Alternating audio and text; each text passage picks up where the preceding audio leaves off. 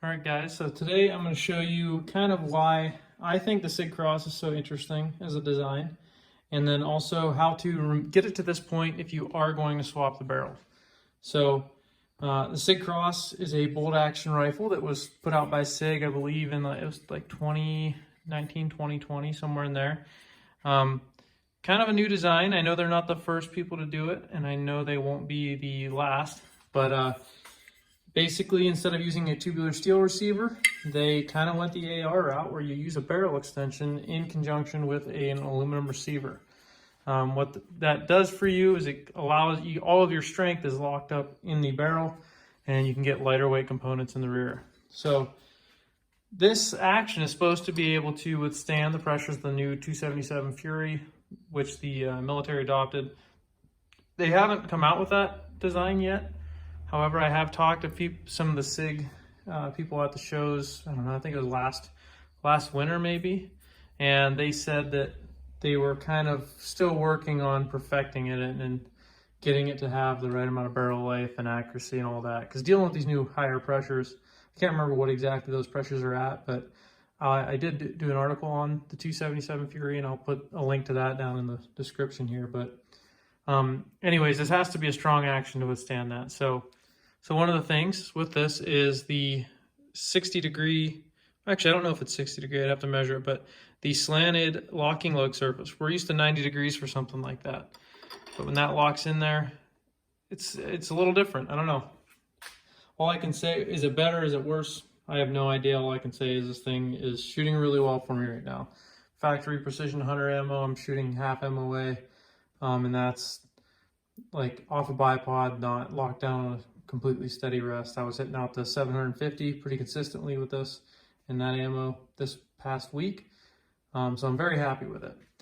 But anyways, how this works is there is a barrel nut similar to an AR-15, and that actually you use the exact same wrench as an AR-15, which is perfect because you don't want to just keep adding a bunch of different wrenches to everything.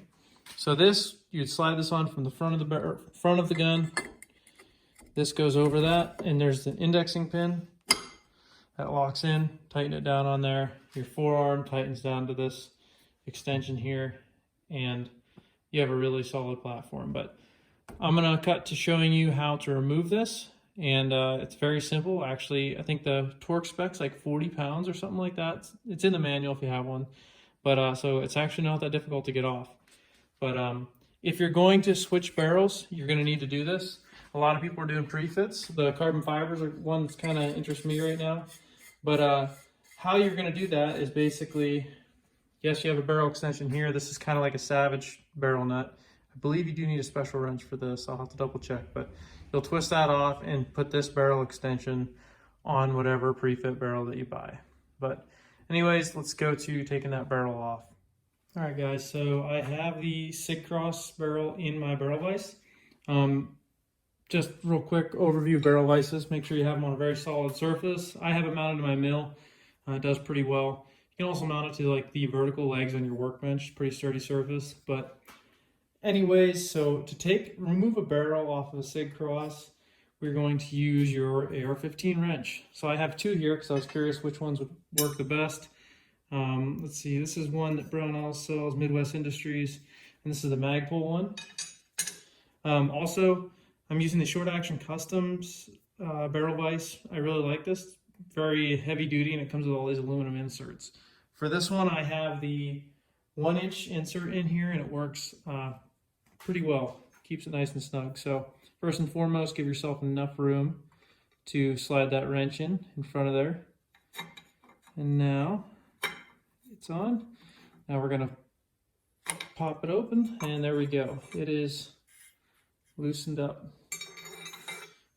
Now I'm just gonna run this loose and slide the receiver off.